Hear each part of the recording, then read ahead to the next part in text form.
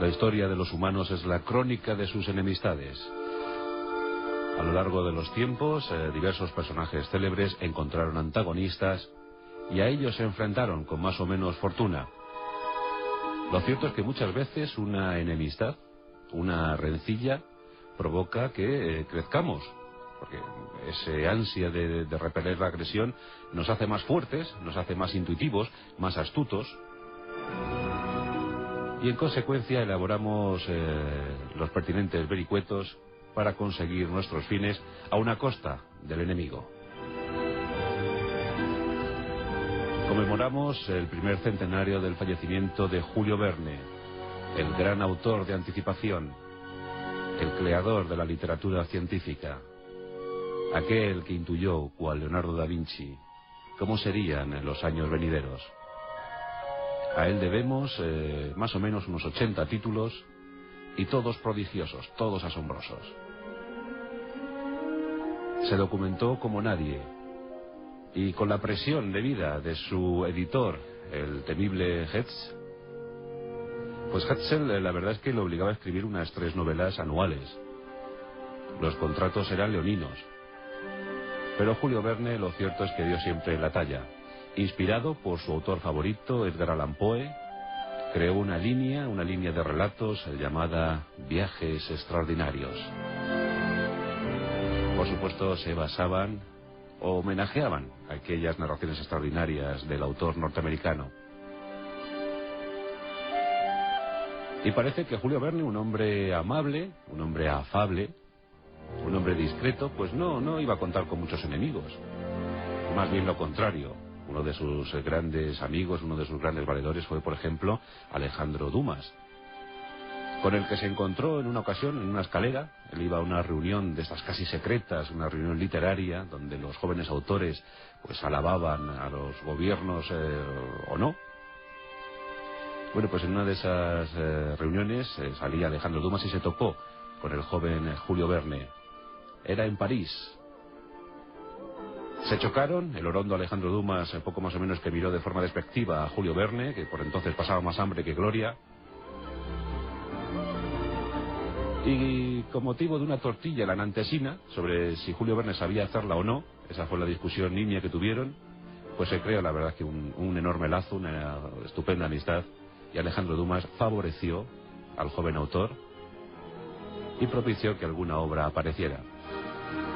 Pero eso es en cuanto a la amistad. De lo que nos ocupa hoy es el versus. Y ese versus, ese enemigo íntimo, era el padre de Julio Verne. Pierre Verne era un hombre recto, austero, un hombre que quería lo mejor para sus hijos.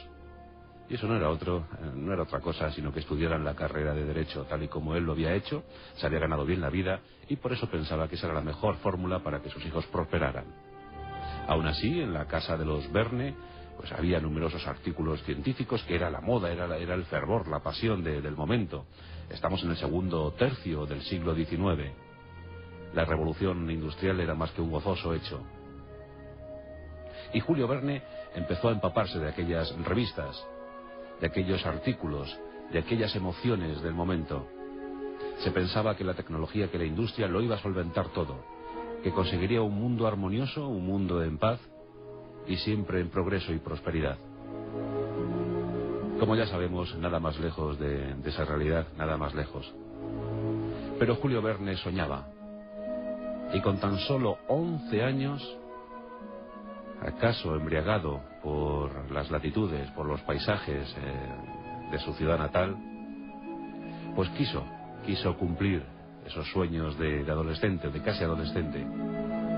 Y en 1839, recordemos que él nació en 1828, pues con tan solo 11 años se escapó de casa. Quería dar rienda suelta a su imaginación, a su inquieta imaginación. Se escapó de casa y el éxito parecía culminar aquella ilusión, porque encontró un barco en un puerto muy cercano a su casa. Encontró un barco que estaba pertrechándose para zarpar rumbo a la India, rumbo al ensoñador Índico. El Índico provocaba muchísimas devociones en aquel tiempo. Era la ruta de las especies. La verdad es que Julio Verne quería visitar el Índico, quería recorrer esas islas maravillosas, pródigas en milagros, pródigas en etnias. Todo lo que la aventura podía ofrecer seguramente se encontraba en el Índico. Y aquel barco iba a la India, y Julio Verne se presentó ante el capitán ofreciéndose como grumete. Aquellos sueños de infancia, lo vimos en algún libro suyo, como por ejemplo Un capitán de 15 años. Aquel muchacho que se hizo cargo de un barco con tan solo 15 años, el Pilgrim, el peregrino. Pues Julio Verne quería ser peregrino en ese año de 1839. Y el capitán, sonriente, aceptó la oferta de Julio. Julio Verne iba a ser grumete de un barco que viajaba a la India. Pero el infortunio se cruzó, y cuando el barco estaba a punto de iniciar la singladura, apareció un iracundo padre, apareció Pierre, dispuesto a llevarse a su vástago. Reprendió al capitán diciendo que no era forma eso de llevarse a un niño casi secuestrado. El capitán se lavó las manos, por supuesto, y entregó al niño. Os podéis figurar que la reacción de Pierre fue rotunda, y sacó a Julio Verne, sacó a su pequeño a golpes de aquel barco. Los malos tratos llegaron hasta la casa familiar, y allí incluso alguna correa se blandió para sacudir la piel, para hostigar la piel de Julio Verne. La verdad es que recibió una muy fuerte paliza.